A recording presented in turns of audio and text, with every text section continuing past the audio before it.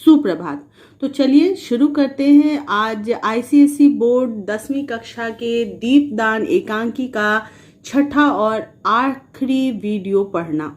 Doctor Ram Kumar Verma द्वारा रचित एकांकी दीपदान मेवाड़ चित्तौड़ की एक कहानी है, जिसमें धाय माँ पन्ना यानी कि पालन पोषण करने वाली एक माँ की कुर्बानियों की कहानी यहाँ पर दिखाई गई है। इसमें दिखाया गया है कि उन्होंने किस तरह से अपने महाराणा सांगा और चित्तौड़ के लिए, अपने राज्य के लिए, अपने बेटे तक की कुर्बानी दे दी।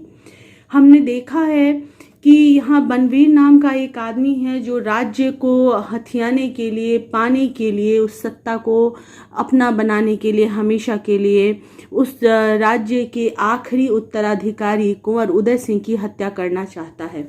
लेकिन पन्ना उसकी इस साजिश से अवगत है और वो किसी न किसी तरह उसे बचाने की जुगत लगाती है।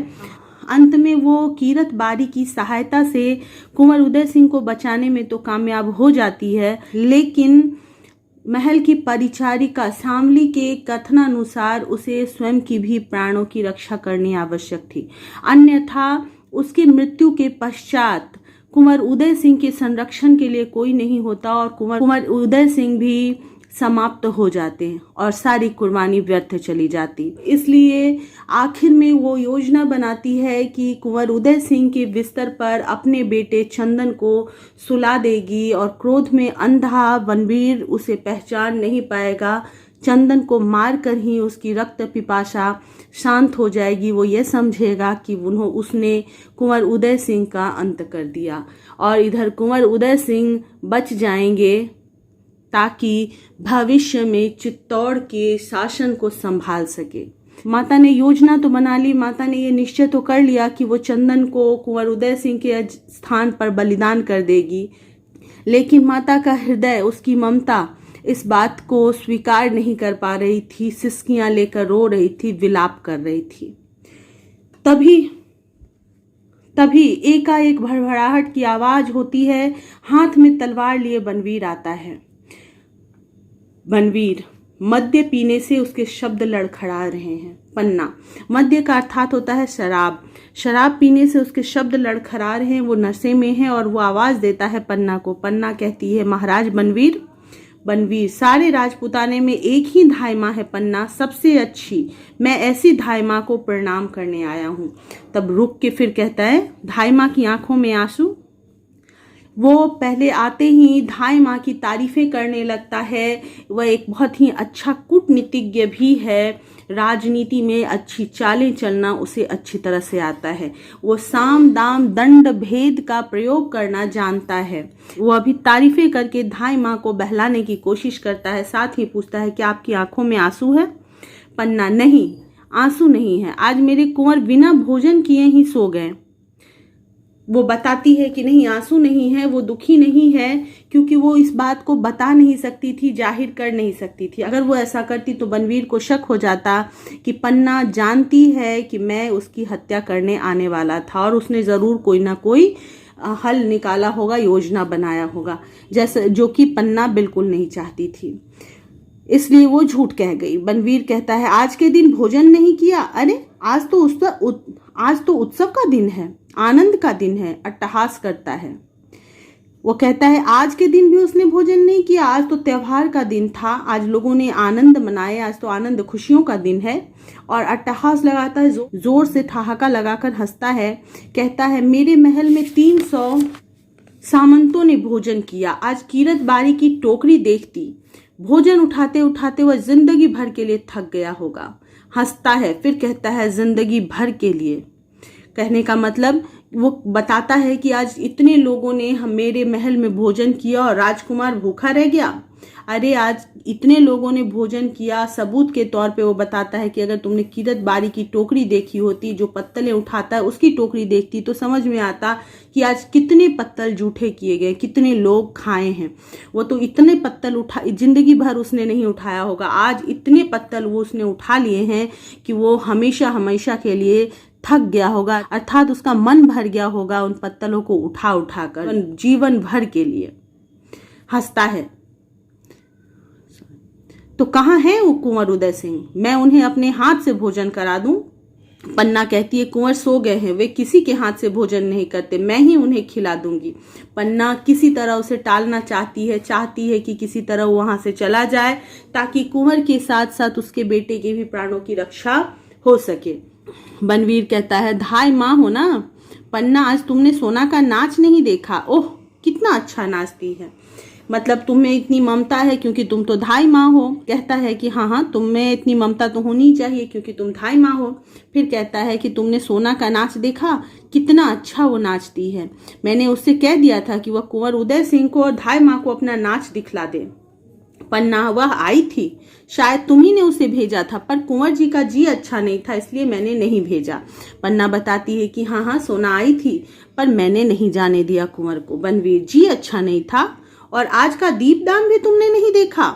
बनवीर आश्चर्य करता है। पन्ना मेरे लिए दीपदान देखने की बात नहीं है, करने की बात है। बच्चों इस लाइन को ध्यान रखिएगा, कहने का मतलब है कि मैं किसी और के द्वारा किए गए दीपदान, पूजा, उत्सव, कुर्बानी देखने वाली औरत नहीं हूँ, बल्कि मैं वो हूँ जो खुद दीपदान करती है, खुद अपने कर्तव्य पूरे करती है, कुर्बानी देती है। बनवीर कहता है ठीक है, धाई माँ तो मंगल कामनाओं की देवी है। कहता है हाँ सही बात है, धाई माँ तो मंगल कामनाओं यानी खुशियों की देवी है, अच्छे विचारों की देवी है। वे दीप दान करके चित्तौड़ का कल्याण करेंगी। वो ऐसी देवी हैं जो दीप दान करेंगी और उससे चित्तौड़ का कल्याण होगा उनकी पूजा से।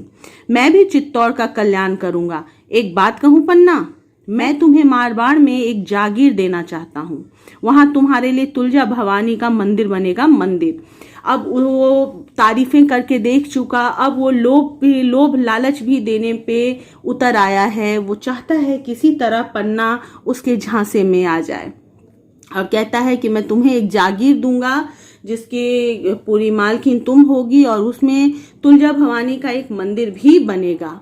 सारे लोग तुम्हें इतनी श्रद्धा से देखेंगे कि तुलजा भवानी में और तुम में कोई अंतर भी ना होगा। तुम वहां की आराध्य होगी, तुम्हारा सब सम्मान करेगा बिल्कुल देवी की तरह। तुम ही देवी के उस मंदिर में रहोगी, लोग तुम्हारी पूजा करेंगे। बनवीर उसके मन को टटोलता है, उसे लालच देता है ताकि वो किसी तरह उसका साथ दे और कुंवर उदय सिंह की हत्या बिना किसी उलझन के, बिना किसी तकलीफ के हो सके। पन्ना चीख कर कहती है बनवीर।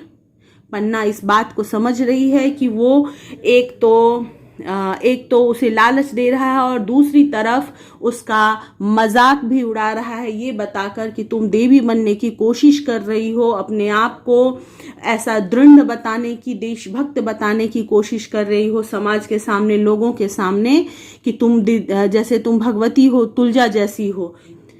पन्ना इसी बात से चिढ़ जाती है, चीख कर कहती है बनवीर। बनवीर अट्टहास करता है, महाराज बनवीर नहीं कहा, मेरे कहने भर से तुम देवी हो गई। अब फिर से मजाक उड़ाते हुए कहता है कि इस बार तुमने मुझे महाराज नहीं कहा, मैंने जैसे तुम्हें देवी कह दिया कि तुम देवी जैसी बन जाओगी तो क्या तुम्हें लगने लगा कि तुम सच में देवी हो गई हो? महाराज बनवीर को बनवीर कहने लगी। पन्ना पर व्यंग करता है और फिर हंसता है। देवी को प्रणाम, देखा अब तुम्हें मोह ममता से दूर हो रहना होगा। कहता है देखा अब तो तुम देवी बन गई, तुम्हें भी लगने लगा कि तुम देवी हो, तो तुम्हें अब मोह ममता से दूर हो जाना चाहिए। मोह ममता यानी कुंवर के प्रति जो तुम्हारी ममता है और राज्य के प्रति जो ममता है उससे तुम दूर हो जाओ, उस सब से तुम विलग हो जाओ ताकि मैं अपने कार्य कर सकूं। तुम कुंवर उदय सिंह को मुझे दे दोगी और मैं उसे यह तलवार दूंगा। और वो कहता है कि तुम मुझे वो कुंवर दे दो और मैं उसे तलवार दूंगा, अर्थात मैं तलवार से उसे मार दूंगा, और तलवार खींच लेता है। पन्ना कहती है यह तलवार, इस पर रक्त क्यों लगा है?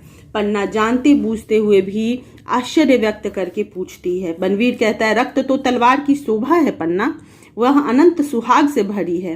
कहने का मतलब है कि तलवार जो है उसका कार्य ही है रक्त बहाना, लोगों को मारना, तो रक्त तो उसकी शोभा है ही। उस तलवार पे रक्त लगा होना ही चाहिए, तभी लगता है कि तलवार अपने कार्य को सही तरह से अंजाम दे रही है। साथ ही वह कहता है कि वह अनंत सुहाग से भरी है। कहने का मतलब कि जो सुहागन होती है वो सिंदूर लगाती हैं। तो जैसे सुहागन के सिर में सिंदूर होता है, हमेशा लगा होता है, उसी तरह तलवार जो है वो भी अनंत सुहागन है। जब तक वो जीवित है, जब तक तलवार सही सलामत है, तब तक उनके उसमें लाल रंग लगा रहता है, सिंदूर की रेखा के समान। बिना रक्त के तलवार भी कभी तलवार कहला सकती है? अर्थात जो तलवार किसी का खून ना बहाए, किसी का कत्ल ना करे, क्या ऐसे तलवार को तलवार कहा जा सकता है? पन्ना कहती है, यह तलवार म्यान में रख लो महाराज। बनवीर, क्या तुम्हें भय लगता है? चित्तौड़ में तलवार से किसी को भय नहीं लगता। 2.5 माह होने पर तुम में इतनी ममता भर गई कि तलवार नहीं देख सकती। बनवीर पन्ना के ममता पर बार बार व्यंग कर रहा और कहता है कि तुम्हें भय लगने लगा है, तुम्हें अब डर लगने लगा है तलवार से। जिस तलवार से चित्तौड़ में कोई नहीं डरता, उसमें तुम डरने लगी हो, क्योंकि तुम एक 2.5 माह हो, तुम में इतनी ममता भर गई है कि तुम्हारी ममता ने तुम्हें कमजोर कर दिया है और तुम तलवार देख भी नहीं सकती। पन्ना, तलवारें आसानी से मयान के भीतर नहीं जाती। जब मयान में राजश्री भर जाती हो तो तलवार बाहर निकल आती है। कहने का मतलब है कि पन्ना, जो तलवारें होती हैं जब वो मयान से बाहर आती हैं तो ऐसे भीतर नहीं जाती जब तक कि वो अपना काम पूर्ण ना कर ले, जब तक कि वो उसकी हत्या ना कर दे जिसे मारने के लिए वो बाहर निकली है। मयान में राजश्री भर जाती है तो तलवार बाहर निकल आती है। कहने का मतलब है कि जब मयान आप लोग जानते होंगे, मयान जिसमें तलवार रखी जाती है, तलवार के कवर को मयान कहते हैं। तो मयान में जब राजश्री यानी राज्य सत्ता की श्री यानी सौभाग्य भर जाता है तो उस समय तलवार बाहर निकल आती है, क्योंकि उसमें राज्य को संभालने और राज्य को बचाए रखने के लिए तलवार को हमेशा तैयार रहना पड़ता है और वो बाहर निकलकर युद्ध के लिए हर पल हर क्षण तैयार हो जाती है। पन्ना कहती है, आधी रात हो चुकी है महाराज, बनवीर विश्राम करो। पन्ना उसे किसी तरह वहां से टालना चाहती है। बनवीर कहता है, विश्राम मैं करूं? बनवीर, जिसे राज्य लक्ष्मी को पाने के लिए दूर तक की यात्रा करनी है। वह कहता है कि मैं जाकर आराम करूं? कैसे कर सकता हूं आराम, क्योंकि मुझे इस राज्य की लक्ष्मी, इस राज्य की सत्ता को पाना है और इसके लिए मुझे बहुत लंबी यात्रा करनी है, यानी बहुत मेहनत करनी है। तो मैं सो कैसे सकता हूँ, आराम कैसे कर सकता हूँ? मैं अपने साथ कुंवर उदय सिंह को भी ले जाना चाहता हूँ। पन्ना कहती है, यह नहीं होगा महाराज बनवीर। पन्ना बार बार विरोध करती है कि वो उदय सिंह को बनवीर के साथ नहीं जाने देगी। बनवीर कहता है, जागीर नहीं चाहती? पन्ना कहती है, नहीं, मुझे कोई लालच नहीं, मुझे कोई जागीर नहीं चाहिए। बनवीर कहता है, तो उदय सिंह के बदले जो मांगो वह दिया जाएगा।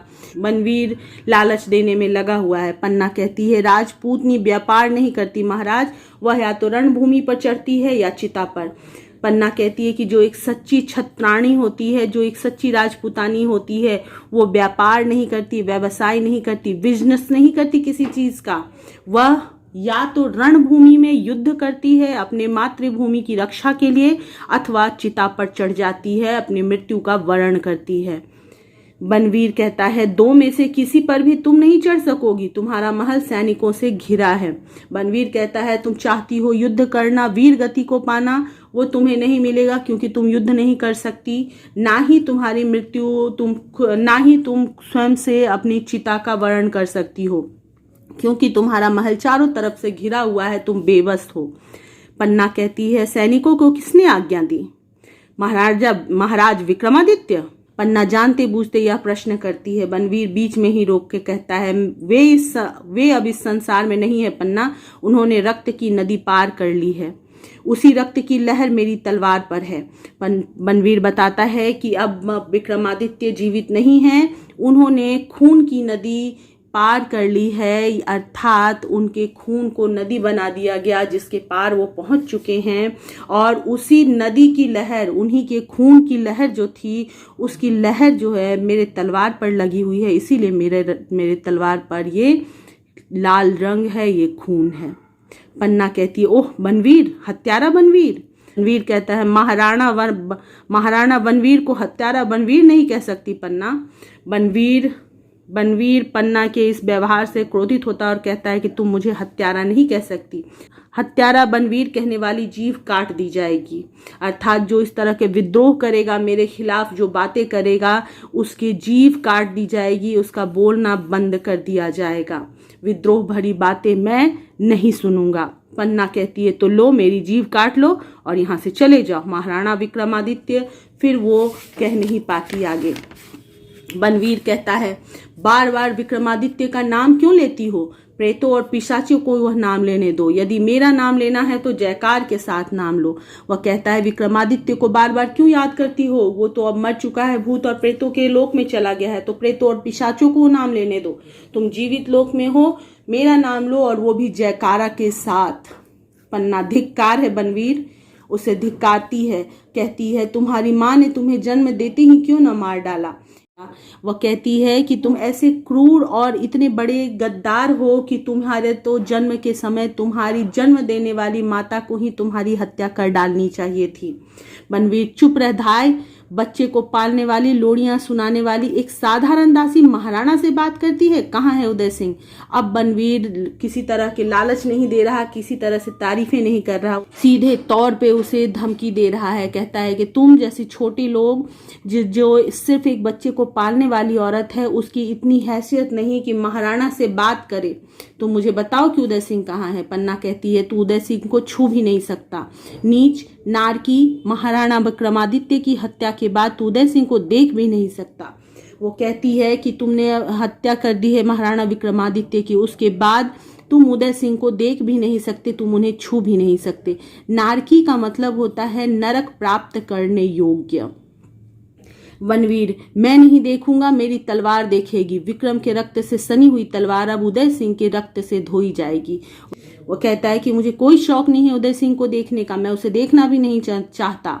उसे तो मेरी तलवार देखेगी, अर्थात मेरी तलवार उसकी हत्या करेगी, सिर्फ उसके टुकड़े करेगी। सिर्फ जो तलवार विक्रमादित्य के रक्त से सनी हुई है, लिपटी हुई है, वो तलवार अब उदय सिंह के रक्त से ही साफ की जाएगी, उसे धोई जाएगी। पन्ना कहती है ओह क्रूर बनवीर, तुम तो उदय सिंह के संरक्षक थे, रक्षा के बदले क्या तुम उसकी हत्या करोगे? नहीं नहीं, यह नहीं हो सकता, यह नहीं हो सकता। अब वो विनती करने पर आती है। पन्ना इतनी देर से बोलकर मना करके समझा कर देख चुकी है, अब विनती करने लगती है कि तुम उसके संरक्षक हो, उसकी रक्षा करने वाले हो, उसके राज्य को संभालने वाले हो, तुम उसकी हत्या कैसे कर सकते हो? महाराणा बनवीर तुम राज्य करो, चित्तौड़ पर, मेवाड़ पर, सारे राजपूताने पर राज्य करो, पर कुंवर उदय सिंह को छोड़ दो। अब वो कहती है कि तुम सारा राज्य ले लो, कोई परेशानी नहीं, बस कुंवर को छोड़ दो जीवित, मैं उसे लेकर सन्यासिनी हो जाऊंगी, मैं उसे लेकर यहाँ से चली जाऊंगी, सन्यासिनी हो जाऊंगी, सांसारिक भोग विलास सब चीज से उसे दूर कर दूंगी, वो तुमसे कभी तुम्हारा राज्य नहीं मांगेगा, तीर्थों में वास कर लूंगी मैं, तुम्हारा मुकुट तुम्हारे माथे पर रहे, पर मेरा कुंवर भी मेरी गोद में रहे, मैं कहीं भी चली जाऊंगी, तीर्थों में रहने लगूंगी अपने बच्चे को लेकर, तुम्हारा मुकुट अर्थात ये तुम्हारा जो राज्य है, तुम जो इस राज्य के राजा हो, तुम बने रहो, तुम्हारे माथे पर वो मुकुट सजा रहे, पर मेरे कुंवर को भी मेरे गोद में पड़ा रहने दो, उसे जीवित रहने दो। बनवीर, महाराणा बनवीर मुझे यह भिक्षा दे दो। अब वो गिड़गिड़ाती है, कुंवर के प्राणों की भिक्षा मांगती है। बनवीर कहता है दूर हट दासी, यह नाटक बहुत देख चुका हूँ। उदय सिंह की हत्या ही तो मेरे राज सिंहासन की सीढ़ी है, जब तक वह जीवित है तब तक सिंहासन मेरा नहीं होगा, तू मेरे सामने से हट जा।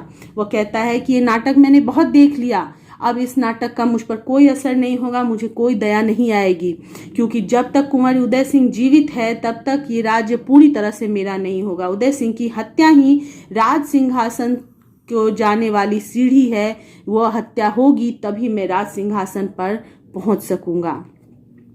पन्ना कहती है मैं नहीं हटूंगी, अपने कुंवर की सैया से दूर नहीं हटूंगी। पन्ना उसे रोकने की कोशिश करती है। बनवीर कहता है उदय सिंह को सुला दिया है जिससे उसे मरने का कष्ट ना हो, उसका मुख भी ढक दिया है। बाहरी धाय माँ बालक के मरने पर भी ममता का ध्यान रखती है। बनवीर व्यंग करते हुए कहता है कि तुमने उदय सिंह को सुला दिया ताकि उसे इस बात का कष्ट ना हो कि उसे मारा गया है, उसे चोट ना लगे, उसे दर्द ना हो। उस नींद में ही वो मृत्यु को प्राप्त हो जाए, उसे डरने का भी अवसर ना मिले, और तुमने उसका मुख भी ढक दिया है, यानी कि उसे मरता हुआ भी नहीं देख सकती। वाहरी धाय माँ कितनी ममतामयी हो, कितनी दयामयी हो कि बच्चे के मरने समय भी ममता का ध्यान रखती हो। तीव्रता से वहां जाते जाते कहता है, सैया से दूर हट पन्ना, बिस्तर से दूर हट जाओ, मैं उसे चिर निंद्रा में सुला दूं, मैं उसे लंबी निंद्रा में हमेशा के लिए सुला दूं उसे। चिर का अर्थ होता है लंबा, लेकिन यहाँ पे चिर निंद्रा अर्थात है हमेशा के लिए सुला दिया जाना। पन्ना साहस से कहती है, नहीं ऐसा नहीं होगा, क्रूर नराधम नारकी, ले मेरी कटार का प्रसाद ले। क्रूर का मतलब तो आप जानते ही हैं, कठोर। नारकी का मैंने बताया नर्क जाने योग्य, और नराधम का मतलब होता है नरों में अधम, यानी कि जो इंसान सबसे नीच हो इंसानी प्रजाति में, नरों में जो अधम हो वो। तो वो कहती है कि लो मेरे कटार का प्रसाद लो, यानी मेरे वार को बर्दाश्त करो, मैं तुम्हारी हत्या करने की कोशिश कर रही हूँ। और कहते कहते वो आक्रमण करती है। उसकी चोट बनवीर को अपने ढाल पर सुन पड़ती है, लेकिन जो उसने कटार का से आक्रमण किया उसे बनवीर अपने ढाल पर रोक लेता है। उसी ढाल पर सिर्फ आवाज आती है। बनवीर क्रूर अट्टहास करता है, हंसते हुए कहता है, दासी छत्राणी, कर लिया कटार का वार, यह कटार मेरे हाथ में है, अब किससे वार करेगी? अब तुझे भी समाप्त कर दूं, लेकिन स्त्री पर हाथ नहीं उठाऊंगा। वह कहता है कि छत्राणी हो, दासी हो, लेकिन फिर भी छत्राणी हो, तो तुमने अपने मन क्या कर लिया, तुमने मुझ पर कटार से वार कर लिया, लेकिन अब तुम्हारे कटार तो मेरे हाथों में है। अब तुम मुझ पर किससे वार करोगी, मुझ पर किससे आक्रमण करोगी? तो क्या कहती हो, मैं तुम्हें भी समाप्त कर दूं, तुम्हारी भी हत्या कर दूं? फिर वो खुद ही कहता है कि नहीं नहीं, मैं स्त्री पर हाथ नहीं उठाता, मैं एक औरत को नहीं मारता। पन्ना कहती है कि अबोध सोते हुए बालक पर हाथ उठाते हुए तेरा हृदय तुझे नहीं धिक्कारता पापी? वो कहती है कि तुम एक स्त्री पर हाथ नहीं उठाते, लेकिन एक सोते हुए बालक पर जो अबोध है, जिसे किसी चीज की जानकारी नहीं है, कुछ समझ नहीं है, अभी नादान है, उस बालक पर सोते हुए में तलवार उठाते हुए तुम्हारे हृदय को कुछ नहीं होता, तुम्हें तकलीफ नहीं होती? बनवीर सैया के समीप आकर कहता है, यही है मेरे मार्ग का कंटक। यहाँ को नहीं होना चाहिए, का होना चाहिए। यही है मेरे मार्ग का कंटक। आज मेरे नगर में स्त्रियों ने दीप दान किया है। वह कहता है कि ये उदय सिंह जो है, यही मेरे राजा बनने के मार्ग राह में कांटे के समान है, बाधा के समान है। आज मेरे नगर में स्त्रियों ने दीप दान किया है, मैं भी यमराज को इस दीपक का दान करूंगा। वह कहता है कि जिस प्रकार आज मेरे नगर में चित्तौड़ में स्त्रियों ने तुलजा भवानी के आगे दीप दान किया है, मयूर पक्ष कुंड में, मैं भी आज यमराज के आगे दीप दान करूंगा। और वो दीपक कौन होगा? इस कुल का दीपक, महाराणा सांगा के वंश का दीपक, इस राजवंश का अंतिम उत्तराधिकारी कुंवर उदय सिंह की आत्मा का। तो मैं कुंवर उदय सिंह को दीपक मानकर यमराज को इसका दान करूंगा, यमराज के समक्ष इस दीपक का दान करूंगा। और वो फिर कहता है, यमराज लो इस दीपक को, यह मेरा दीपदान है। वह कहता है कि हे यमराज, मेरे इस दीपदान को स्वीकार करो। मेरे तरफ से किया गया ये दीपदान, महाराणा सांगा के कुल के दीपक का दान मेरे तरफ से किया जा रहा है, इसे तुम स्वीकार कर लो। बच्चों, आपने देखा कि इस पाठ में 3 दीपदान हुए। पहला, स्त्रियों ने दीपदान किया तुलजा भवानी के आगे मयूर पक्ष कुंड में। दूसरा, धाय माँ पन्ना ने अपने कुल के दीपक अपने बेटे चंदन का दान किया मातृभूमि के आगे और उसी के रक्त की धारा में। तीसरा दीपक दान किया बनवीर ने महाराणा सांगा के कुल के दीपक कुंवर उदय सिंह मानकर चंदन का यमराज के आगे। उदय के धोखे में चंदन पर जोर से तलवार का प्रहार करता है। पन्ना जोर से चीखकर मूर्छित हो जाती है। पन्ना उस दृश्य को बर्दाश्त नहीं कर पाती, क्योंकि चाहे उसके लिए कुंवर उदय सिंह होते या उसकी जगह पर उनका पुत्र, उसकी ममता को और उसकी राष्ट्रभक्ति को, दोनों को तकलीफ पहुंचती। लेकिन यहाँ उसे पता है कि जिस पर तलवार का वार किया गया वो उसके दिल का टुकड़ा है, उसके कुल का दीपक है, उसका सब कुछ है। और वो देखकर वो चीखती है और मूर्छित हो जाती है, अर्थात बेहोश हो जाती है। कमरे में मंद लौ से दीपक जलता रहता है और सब कुछ खत्म हो चुका होता है। धीमे धीमे लौ से धीमे धीमे रोशनी के साथ दीपक जल रहा होता है और यहीं पे पटाक्षेप हो जाता है। एकांकी का अंत हो जाता है। तो बच्चों, इस एकांकी को पूरी तरह से हमने पढ़ लिया है और समझ भी लिया है, बहुत विस्तार से, एक एक लाइन, एक एक शब्द को। फिर भी अगर कहीं कोई परेशानी हो, कोई दिक्कत हो, तो आप मुझसे बेझिझक प्रश्न कर सकते हैं। रही बात प्रश्न उत्तर की, तो वो मैं आपको बताऊंगी, लेकिन थोड़ा समय लगेगा, क्योंकि जैसा मैं चाहती हूँ कि पहले सभी पाठ को मैं आपके लिए एक्सप्लेन कर दूं, उसके बाद में आराम से प्रश्नों के उत्तर आप लोगों को बता दूंगी, समझा दूंगी। पाठ जब एक्सप्लेन कर देती हूँ, आप समझ जाते हैं, तो कुछ प्रश्नों के उत्तर तो आप स्वयं अपने से भी कर सकते हैं। इसलिए ये ज़्यादा ज़रूरी है और इसकी वजह से मैं थोड़ी सी मेहनत भी कर रही हूँ।